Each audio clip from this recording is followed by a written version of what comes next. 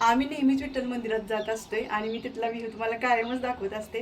पण आज अशा ताई आलेत, मग खूप दिवसातून आलेत, त्यामुळे आम्ही आता जाऊन जरा फिरून दर्शन वगैरे घेणार आहे. अजून काही काही शॉपिंग करणार आहे, बऱ्याच गोष्टी करणार आहे. तर तुम्हाला आमच्या व्हिडिओमध्ये बघायला भेटेल. चला खाली जाऊ नका पोईल. शेवटपर्यंत बघा आणि आमची इथे पायरी कशी पोहते तुम्ही बघा. आणि आता बुरका दाजी नाही आपण इथं आहे सगळ्या महाराष्ट्रामध्ये.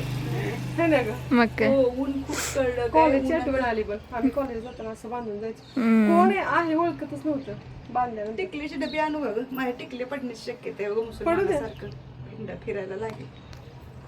काय होतं बांधलं. मला वाटलं लक्षात आहे का नाही माझ्या पण बांधायचं. तरी पण नाही एवढं नीट बंद.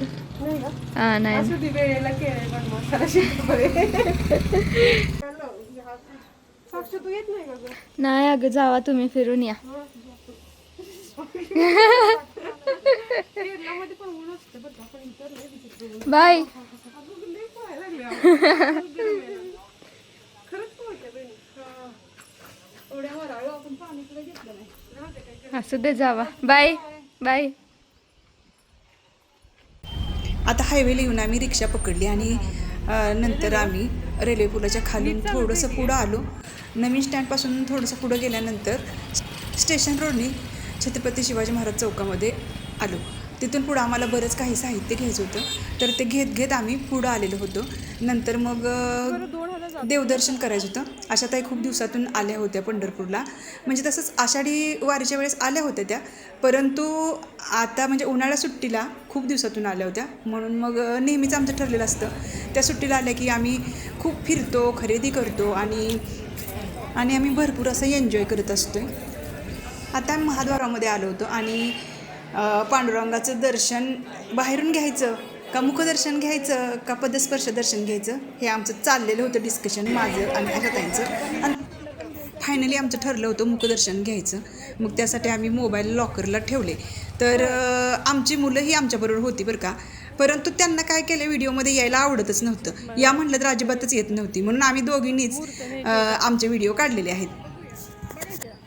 पंढरपूरमध्ये एक चांगली सोय झालेली आहे दर्शनासाठी पांडुरंगाच्या. म्हणजे जी अपंग लोक किंवा म्हातारी वृद्ध झालेले असतात त्यांच्यासाठी अशा प्रकारच्या गाड्या दर्शनासाठी म्हणजे त्याची सोय केलेली आहे. तर अशा प्रकारची गाडी बघून आम्हाला खूपच भारी वाटलं होतं. म्हटलं बरं झालं, आता म्हाताऱ्या लोकांना किंवा अपंग लोकांना छान दर्शन घेता येईल आणि धक्काबुक्की होणार नाही.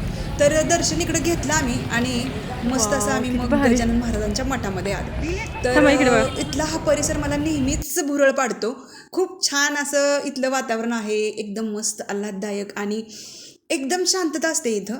त्यामुळे मी कधीही म्हटलं तरी एका पायावर तयार असते इथं यायला. अयो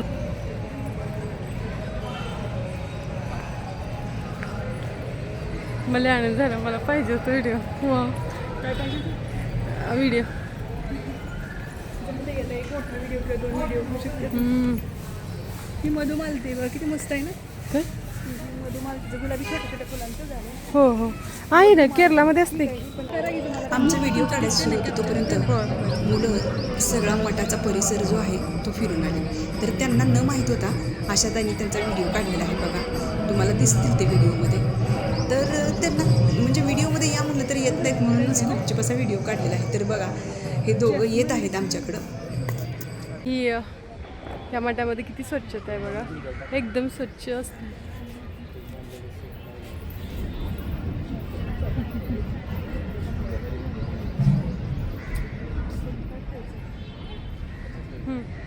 चला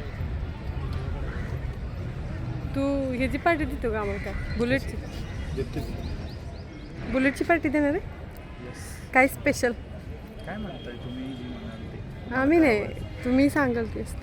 तुम्हाला काय आवडतं ते इम्पॉर्टंट. असं काय बुलेट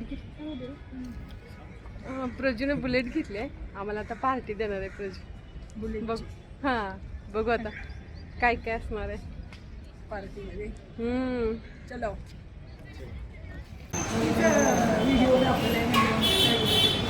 म्हणून तर काय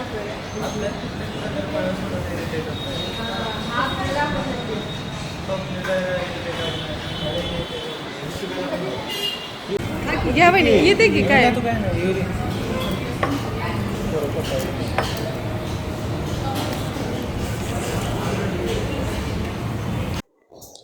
गजानन महाराजांचा मठ वगैरे फिरलो आणि नंतर आम्ही मग म्हणलं आता काहीतरी खावं पोटपूजा करावी म्हणून इथं एका हॉटेलमध्ये आलेलो होतो.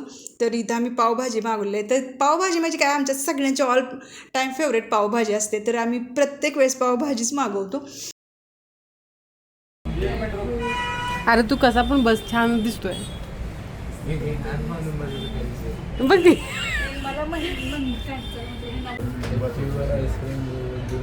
मावा मस्त आणि ते आणि चॉकलेट मस्त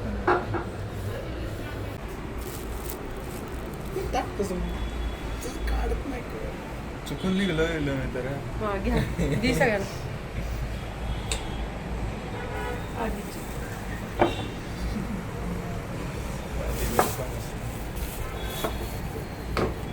या. कुठली मस्तानी आहे बाळा ही मावा मस्त हो आणि ते चॉकलेट मस्त मावा मस्तानी आमची मावा मस्त 2 वर्षातून मी आता मावा मस्तानी पिते सांगणार नाही